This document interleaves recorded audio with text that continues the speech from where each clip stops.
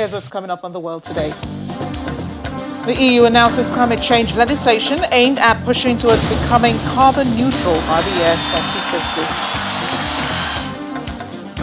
2050. The Taliban reportedly raises its flag above a key border post between Afghanistan and Pakistan, claiming control of the area. Mass looting and violence continues in South Africa as protests over former President Jacob Zuma's arrest gets out of control. A warm welcome to our viewers here in Nigeria and around the world. I'm Amarachi Ubani in Lagos. To begin the world today with news out of the European Union as leaders announce a raft of climate change legislation aimed at pushing it towards its goal of becoming carbon neutral by the year 2050. And with that draft, it plans to tax jet fuel and effectively ban the sale of petrol and diesel-powered cars within 20 years. The plan reportedly triggered serious infighting at the European Commission, the bloc's administrative arm, as the final tweaks were being made. But the European Commission president eventually made the announcement. Europe is now the very first continent that presents a comprehensive architecture to meet our climate ambitions. We have the goal, but now we present the roadmap to how we are going to get there. Our package aims to combine the reduction of emissions with measures to preserve nature and to put jobs and social balance at the heart of this transformation. Change on this scale is never easy, even when it's necessary.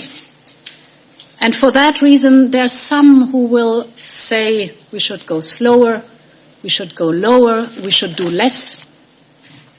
But when it comes to climate change, doing less or doing nothing literally means changing everything.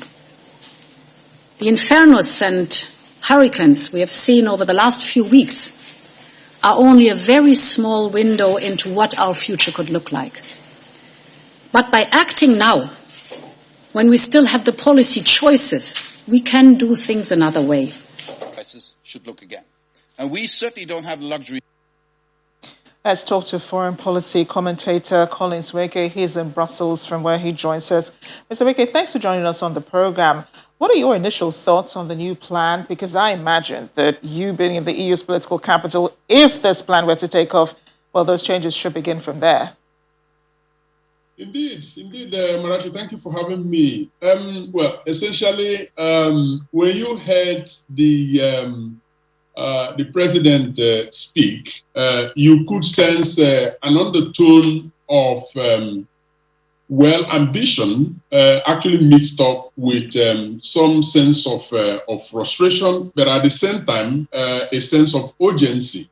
Now, what they have done in this case is put the economy at the center of this of reform, because they have told us that the essence of the reform is to rejig the economy, because the way the economic, infrastructure and architecture is actually conceived of now is such that it cannot, sustain the economy over time. Now, it is strategic because, they need to tell the people what they want to hear. So when you put jobs, the economy and all of that at the forefront of your case, at the forefront of your argument, it has a way of flying better. But let's not, underestimate the pressures that they are under, because even though environmental groups have actually hailed this plan as ambitious, they are already saying that it doesn't go far enough. So while the EU is aiming to, have a cut in carbon emission by some 55%, Rice Group are saying that it should be more like 65%, because 55 will actually not help to deliver the Paris Climate Accord that was agreed, some time ago. So are they going to go slower or are they going to go fast? I think the bottom line for the EU in this plan is that doing nothing is not an option. They can't go that easy, but it is a necessary change, and the plan, that is the roadmap to it, is what I have put on the table this afternoon. Yeah, and that roadmap will be discussed in depth, I think, in about a month, well, over the next few weeks. But it's not permanent yet, as we understand. But based on each country's needs and, of course, their abilities, how much of an impact do you think that this will make, on the current status in Europe, what each country is able to do, and how they also help keep each other in check and help to keep everyone accountable? It is going to be easier, obviously, for some countries to, achieve this ambition. It is going to be harder for other countries, especially the poorer Eastern Bloc countries, Poland and the rest of them, just because of the way their economy, but also, their energy strategy, energy sources are structured up until now. A country like France, for example, uses nuclear power. That means that, the carbon footprint is lower. But it also means that relative to Poland, a specific example, the cost of energy will be lower. Now, politics plays in all of this because ultimately no government wants to take or accept measures that will mean higher electric bill, higher utility bills for their people. So that is where they would have to find a common way of, meeting each other. And that is why this is the plan. The negotiations will begin as from tomorrow. And then, they will see how it was. But coming to the issue of how this is going to be policed, well, essentially, I believe that an arm where it doesn't exist in the police for something you can call the climate police would have to be established as part of the strategy, where there will be, exchange of information.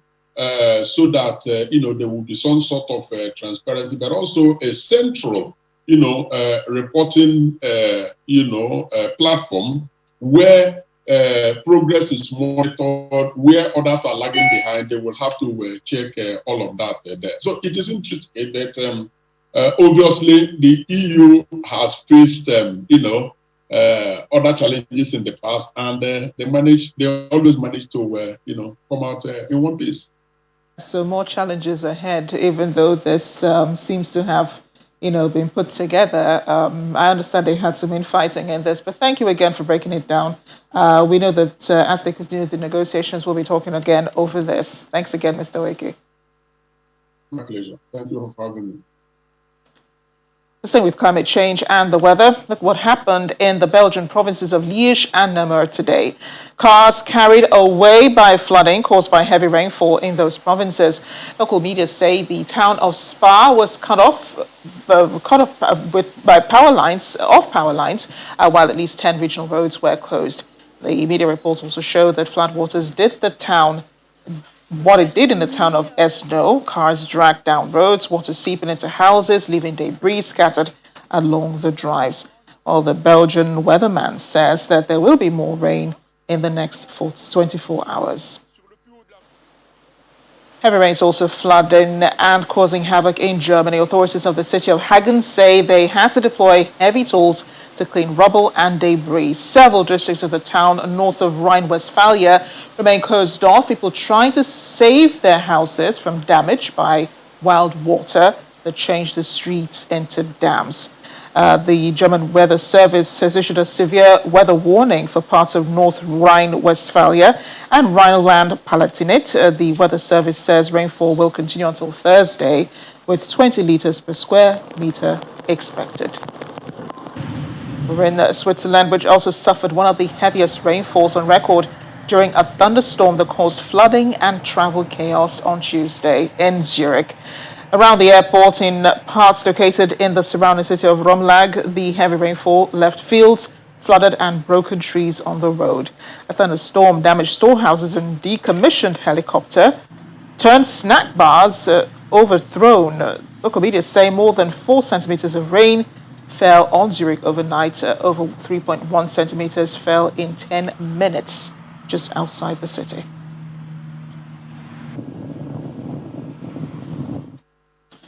Although weather in Afghanistan is more of a security issue, Afghans have been fighting the Taliban since U.S. and foreign troops began withdrawing from the country. Today, the Taliban reportedly raised their flag above a key border post between Afghanistan and Pakistan, claiming the town to be under their control. A video is being shared on social media show the white flag fluttering above the Spin Boldak crossing near Kandahar. Afghan officials have denied the post has fallen, although pictures on social media show the militants chatting to Pakistani border guards. In recent weeks, the militants have made rapid advances across the country, seizing a series of border posts from Afghan forces, including crossings with Iran, Tajikistan, and Turkmenistan.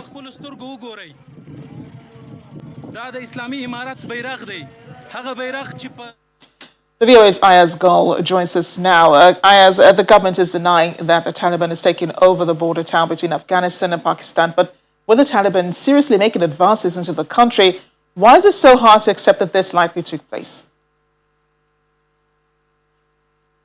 Well, this is a very significant border crossing between Afghanistan and Pakistan.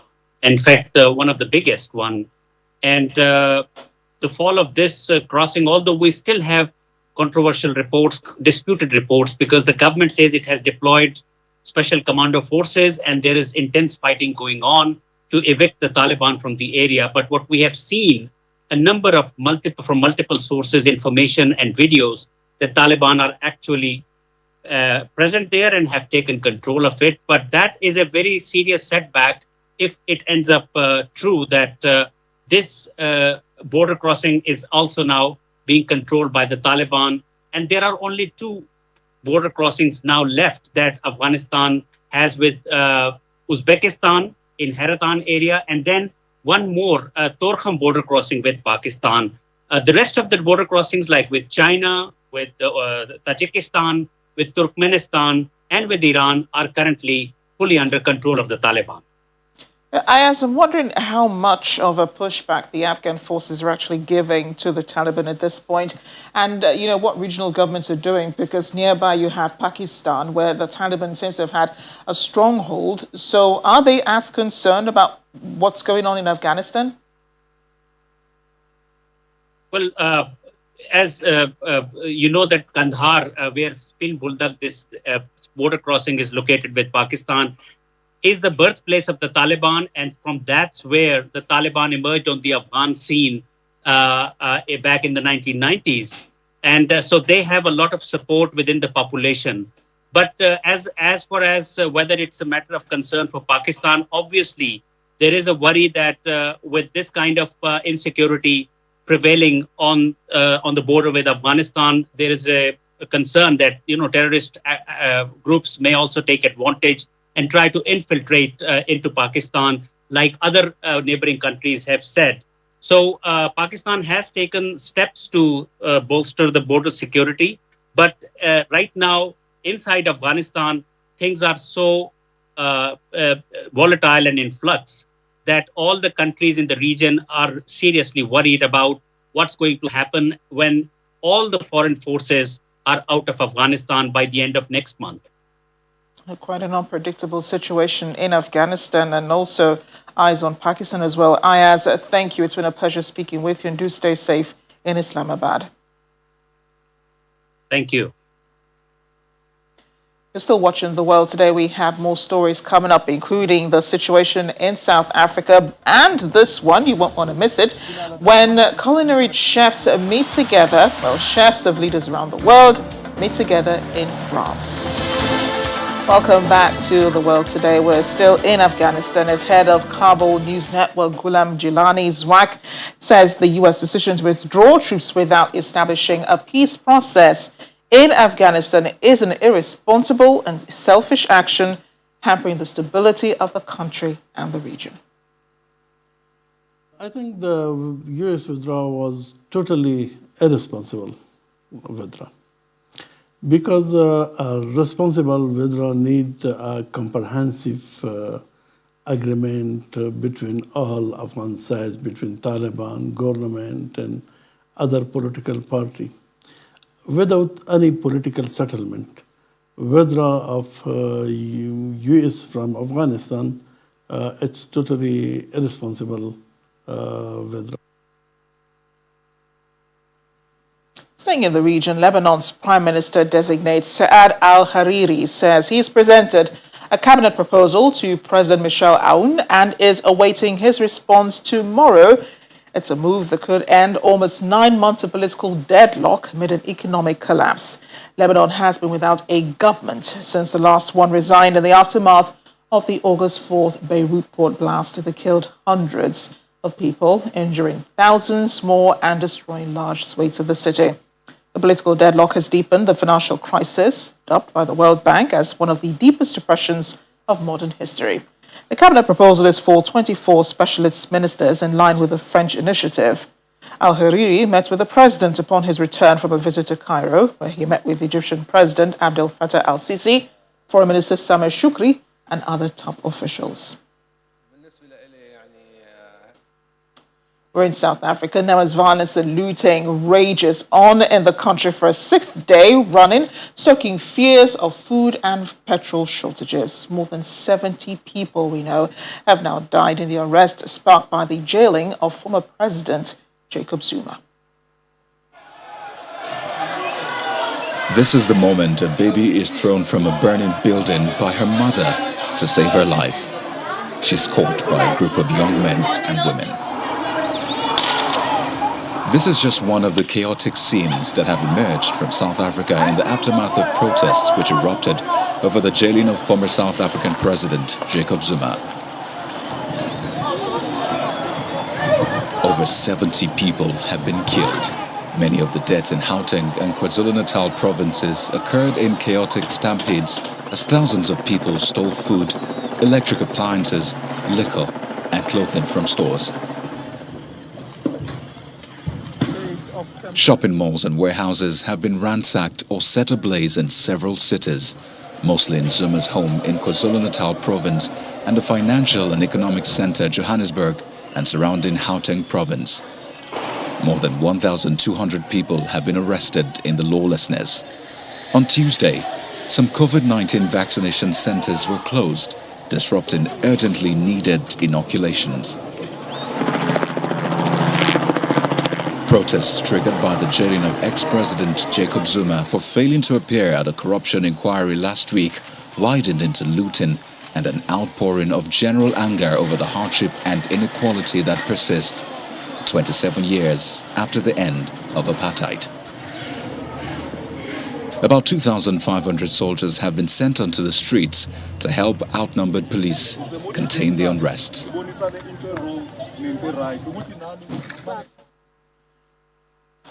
Well, in Durban, some residents are defending their neighborhoods with guns and baseball bats while widespread looting and violence continues. They've also put up roadblocks to recover stolen goods, saying if people could not produce receipts for the goods in their vehicles, they would report them to the police.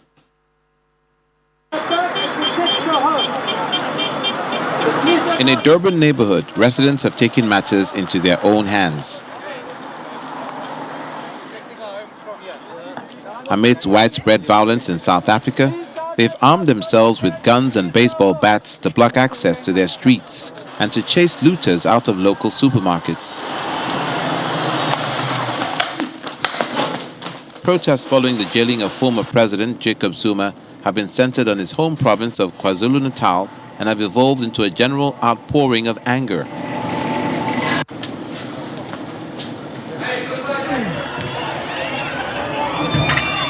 Shopping malls have burned, dozens of people killed, and soldiers sent onto the streets. The government has said criminals are taking advantage of the anger among Zuma supporters to steal and cause damage.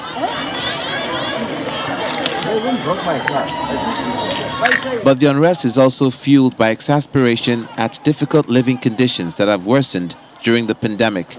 On Tuesday, the United Nations in South Africa warned that the violence will only exacerbate the hardship caused by poverty, unemployment, and inequality. Concerns are growing over the impact of the unrest on food and fuel supply. At a gas station in Durban, crowds queue for petrol and food. The people starting fire, the shops, everything. That's why the queue for petrol is like this. Because it's supposed to put the petrol pint on Chatsworth, but I can't because now the fire everywhere. The violence is also hitting the economy. The rand, one of the best performing emerging market currencies during the pandemic, hit a 3-month low on Tuesday and continues to hover there on Wednesday. Local and hard currency bonds have suffered, and shares in banks and real estate firms also tanked.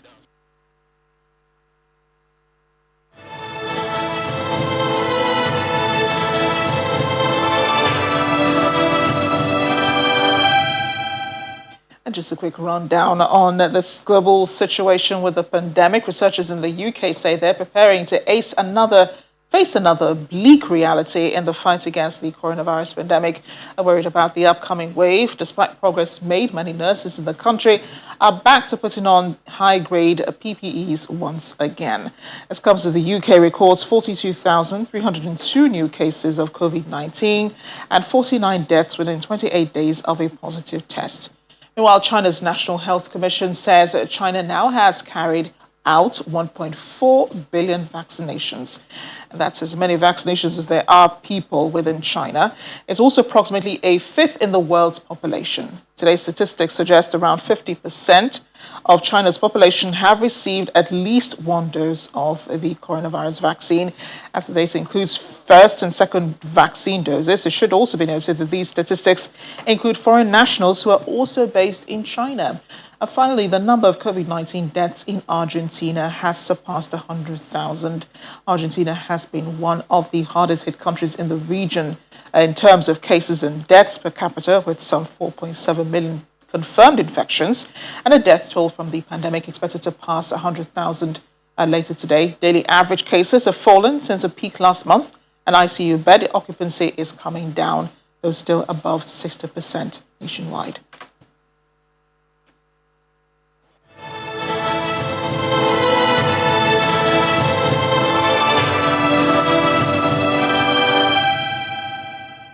It's Bastille Day in France. Thousands of military and security personnel have been parading by foot on vehicles aboard jets over Paris' Champs-Élysées Avenue, marking the French National Bastille Day.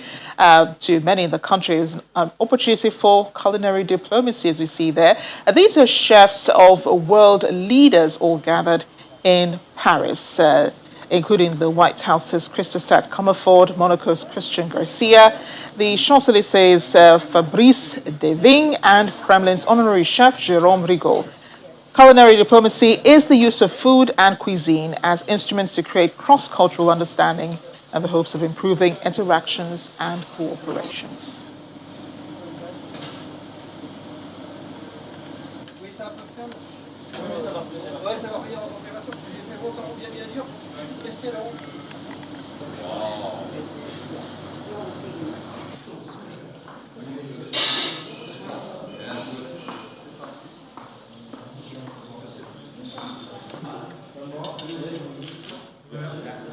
Oui.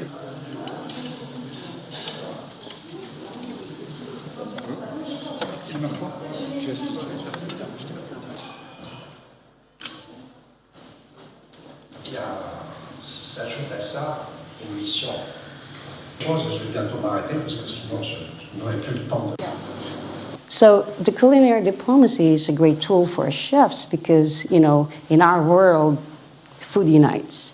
So in any table, in any gathering of, you know, eating and having communion together, we're able to exchange ideas, you know, exchange stories. And this is actually, for us as chefs, is the best tool that we could ever use. It's about the people that we serve, making sure that it's all about what they want and represent, you know, whatever cuisine that we're representing, and at the same time taking into consideration seasonality, you know, all the localities, sustainability, all of these wonderful things to come up with this wonderful meal. So it takes a big task to get to that point. A little scintillating of the taste buds there. Maybe some ratatouille hidden in the corner. Thanks for watching The World Today. I'm Amarachi Ubani.